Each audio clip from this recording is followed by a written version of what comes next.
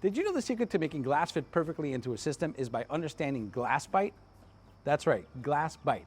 It's the amount of glass that gets hidden behind the frame, and if you don't know how to plan for it, it's going to leak, it's going to move, or even worse, it might not fit at all. Let's take a look at this tube light storefront system. Here you can see the daylight opening, which is the amount of glass you would see after the full system is installed. And you can also see the little hidden area of the glass down here.